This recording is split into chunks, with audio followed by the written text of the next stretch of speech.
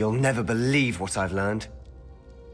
What did you discover in the spellbook we found in the scriptorium? Salazar Slytherin's spellbook was a little difficult to interpret, but fascinating. Evidently, he encouraged teaching dark magic at Hogwarts.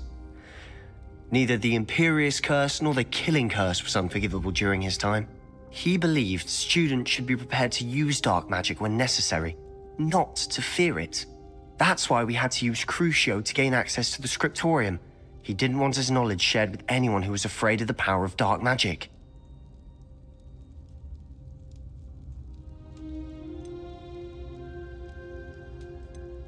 I know we had to do it to open the scriptorium, but it's not something I'd want to repeat. And I'm glad we did it, because in the spellbook I also found something else. References to a lost relic, which, from what I can tell, grants the holder the power to reverse dark magic curses. And you think this relic might be able to save Anne? Precisely. I plan to search for this relic, but I don't think we should tell anyone. Especially Ominis. He wouldn't understand. We need to tell him. He's the reason we found the book, and he deserves to know what you've learned. You've seen how he frets about the dark arts. I promise I'll tell him when I found the relic. When I know more, I shall send an owl. And don't feel sorry for Ominis. Keeping this to ourselves for now is for his own good. I'll decide what's for my own good. Ominis, we were just about to get some air. Care to join? You're a liar, Sebastian. I heard everything. You swore you'd never engage in anything to do with dark magic again. No, I didn't. I said I understood you wanting that. I'd never swear to give up on finding a cure for Anne.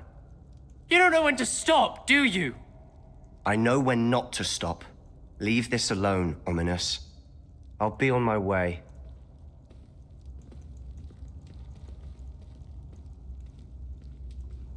I am not letting this go. Ominis, Sebastian meant well. I appreciate you telling Sebastian not to keep this from me, but going after that relic is not a good idea. Sebastian doesn't even realize it, but he's as irresponsible and reckless now as his parents were years ago. It's why they died.